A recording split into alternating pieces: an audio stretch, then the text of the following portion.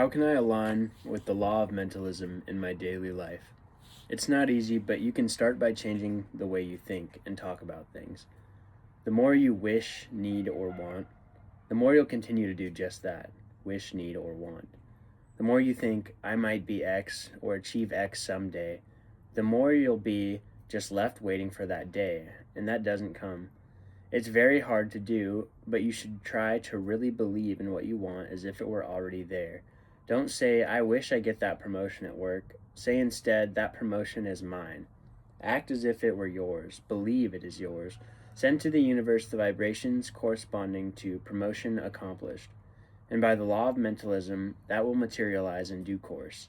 Many people might tell you they have never managed to really visualize something into being like this, but that's the general direction to take.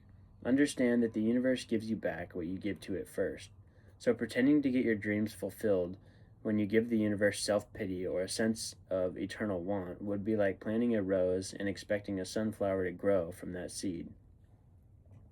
Notice we use the words in due course when we speak of materialization. Harnessing one's creative powers through the laws of the universe is not instantaneous, nor does it take the exact shape one might have envisioned. Things don't happen when or how we dream them. Rather, they tend to pop up when we least expect them, sometimes in a way or through a means we never dreamt of. Mastering these laws and putting them into practice is definitely hard work, as hard as it can get, but the rewards one may reap from it are equally as impressive. It's well worth the lifelong effort of catering to one's spiritual well-being by following the 7 laws of the universe. What the reader will find in the Kybalion are these 7 laws as they were presented to the 3 initiates. By studying the book, the reader will be able to gain access to the truths within it and access hidden potential they might not have known they had. They will be able to better understand the 7 laws and how they operate.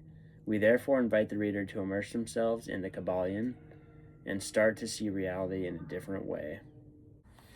We take great pleasure in presenting to the attention of students and investigators of the secret doctrines this little work based upon the world-old Hermetic teachings.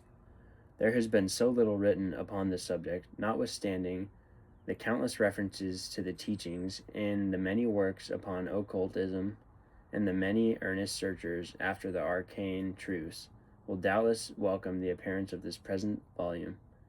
The purpose of this work is not the enunciation of any special philosophy or doctrine, but rather to give to the students a statement of the truth that will serve to reconcile the many bits of occult knowledge that they may have acquired, but which are apparently opposed to each other, and which often serve to discourage and disgust the beginner in the study. Our intent is not to erect a new temple of knowledge, but rather to place in the hands of the student a master key, with which he may open the many inner doors in the temple of mystery through the main portals he has already entered. There is no portion of the occult teachings possessed by the world which have been so closely guarded as the fragments of the Hermetic teachings, which have come down to us over the tens of centuries which have elapsed since the lifetime of its great founder, Hermes Trismegistus, the scribe of the gods, who dwelt in old Egypt in the days when the present race of men was in its infancy. Contemporary with Abraham, and, if the legends are true, an instructor of that venerable sage, Hermes was and is the great central sun of occultism, whose rays have served to illumine the countless teachings which have been promulgated since his time. All the fundamental and basic teachings embedded in the esoteric teachings of every race may be traced back to Hermes. Even the most ancient teachings of India undoubtedly have their roots in the original Hermetic teachings. From the land of the Ganges, many advanced occultists wandered to the land of Egypt and sat at the feet of the master. From him they obtained the master key, which explained and reconciled their divergent views, and thus the secret doctrine was firmly established. From other lands also came the learned ones, all of whom regarded Hermes as the master of masters. From the land of the Ganges, many advanced occultists wandered to the land of Egypt and sat at the feet of the master. From him they obtained the master key, which explained and reconciled their divergent ways, and thus the secret doctrine was firmly established. From other lands also came the learned ones, all of whom regarded Hermes as the master of masters, and his influence was so great that in spite of the many wanderings from the path on the part of the centuries of teachers in these different lands, there may still be found a certain basic resemblance and correspondence which underlies the many and often quite divergent theories entertained and taught by the occultists of these different lands today. The student of comparative religions will be able to perceive the influence of the Hermetic teachings in every religion worthy of the name now known to man, whether it be a dead religion or one in full vigor in our own times.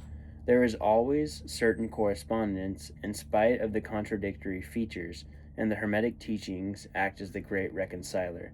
The life work of Hermes seems to have been in the direction of planting the great seed truth, which has grown and blossomed in so many strange forms, rather than to establish a school of philosophy which would dominate the world's thought. But nevertheless, the original truths taught by him have been kept intact in their original purity by a few men each age, who, refusing great numbers of half-developed students and followers, followed the Hermetic custom and reserved their truth for the few who were ready to comprehend and master it. From lip to ear, the truth has been handed down among the few. There have always been a few initiates in each generation, in the various lands of the earth, who kept alive the sacred flame of the Hermetic teachings, and such have always been willing to use their lamps to relight the lesser lamps of the outside world, when the light of truth grew dim, clouded by reason of neglect, and when the wicks became clogged with foreign matter. There were always a few to tend faithfully the altar of the truth, upon which was kept alight the perpetual lamp of wisdom. These men devoted their lives to the labor of love, which the poet has so well stated in his lines. Oh, let not the flame die out, cherished age after age, in its dark cavern, in its holy temples cherished, fed by pure ministers of love, let not the flame die out. These men have never sought popular approval nor numbers of followers. They are indifferent to these things, for they know how few there are in each generation who are ready for the truth, or who would recognize it if it were presented to them. They reserve the strong meat for men, while others furnish the milk for babes. They reserve their pearls of wisdom for the few elect who recognize their value and who wear them in their crowns, instead of casting them before the materialistic vulgar swine, who would trample them in the mud and mix them with their disgusting mental food. But still, these men have never forgotten or overlooked the original teachings of Hermes regarding the passing on of the words of truth to those ready to receive it, which teaching is stated in the Kybalion as follows: Where fall the footsteps of the master, the ears of those ready for his teachings open wide. And again, when the ears of the student are ready to hear, then cometh the lips to fill them with wisdom. But their customary attitude has always been strictly in accordance with the other Hermetic aphorism, also in the Kybalion. The lips of wisdom are closed except to the ears of understanding. Those who have criticized this attitude of the Hermetists and who have claimed they did not manifest the proper spirit in their policy of seclusion and reticence, but a moment's glance back over the page of history will show the wisdom of the masters, who knew the folly of attempting to teach the world which it was neither ready nor willing to receive. The Hermetists have never sought to be martyrs, and have instead sat silently aside with a pitying smile on their closed lips, while the heathen raged noisily about them, in their customary amusement of putting to death and torture the honest but misguided enthusiasts who imagined that they could force upon a race of barbarians the truth capable of being understood only by the elect who had advanced along the path. And the spirit of persecution has not yet died out in the land. There are certain Hermetic teachings which, if publicly promulgated, would bring down upon the teachers a great cry of scorn and revilement from the multitude, who would again raise the cry of "Crucify, crucify." In this little work, we have endeavored to give you an idea of the fundamental teachings of the Kybalion, striving to give you the working principles, leaving you to apply them yourselves rather than attempting to work out the teaching in detail. If you are a true student, you will be able to work out and apply these principles.